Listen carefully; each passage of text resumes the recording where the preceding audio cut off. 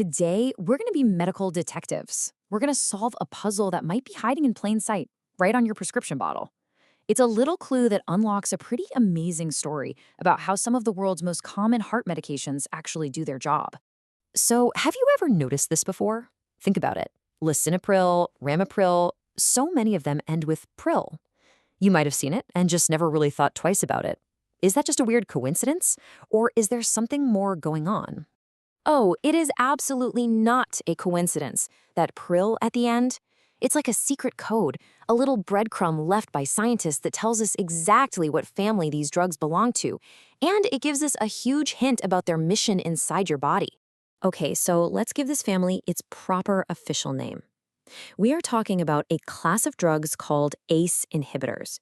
This is the scientific term for our whole pril crew. Wow. Okay, that's a mouthful, isn't it? Angiotensin-converting enzyme inhibitors. But don't you worry, we are going to break down what every single one of those words means. For now, just know this is a super important group of medicines for treating heart and blood pressure problems. And I bet some of these names are going to look familiar to you. Lisinopril, ramipril, enalapril, these are incredibly common. I mean, there's a really good chance that you or someone you know is taking one of these right now. They're the stars of our pril story. So why would a doctor prescribe one of these? Well, it usually comes down to a few big reasons. They're used to manage high blood pressure, that's hypertension, to help treat heart failure, and this is a really important one, to protect the kidneys, especially in people who have diabetes. All right, so to understand how our pril heroes save the day, we first have to meet the villain they're up against. Let's crack this case and figure out how your body controls blood pressure in the first place. You know, every good story needs a good antagonist, and in our story, that role is played by a very powerful substance that your own body makes. Its name is angiotensin II. Angiotensin II is what we call a vasoconstrictor. Now that sounds complicated, but it's really not. Just break it down. Vaso refers to your blood vessels, and constrictor, well, it constricts. It squeezes or tightens them. And you can imagine, when your blood vessels get squeezed, your blood pressure goes way up. So here's the chain reaction that happens in your body. It all starts with something called angiotensin I. On its own, it's pretty harmless. But then this special enzyme shows up. It's called ACE, the angiotensin-converting enzyme. And its one and only job is to turn that harmless angiotensin I into the super powerful angiotensin II.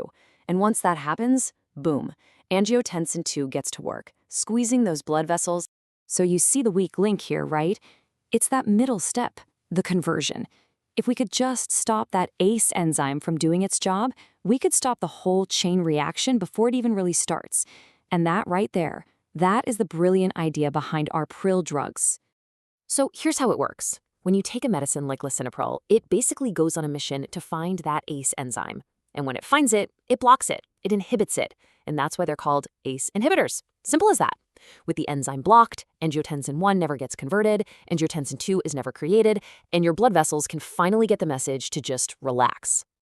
Okay, so now that we've stopped the villain in its tracks, let's talk about all the good things that happen. What are the positive outcomes when we successfully block that ACE enzyme? I mean, just look at the difference here.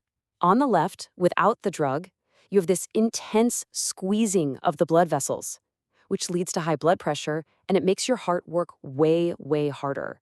But on the right, with an ACE inhibitor on the job, those vessels open up, your blood pressure goes down, and your heart gets to take a much-needed break.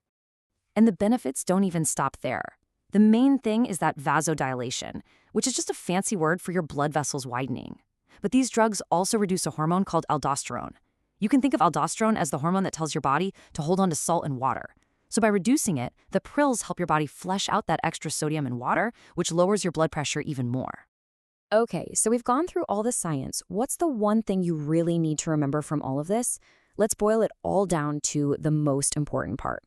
This is the secret, right here. The next time you see a medication that ends in pril, you'll know. You'll know it's an ACE inhibitor, and its whole job is to block an enzyme so your blood vessels can just chill out. It's really that simple. And that kind of makes you wonder, doesn't it? The April suffix is just one of these naming secrets. What other clues and what other stories are hiding in plain sight on the labels of other medications?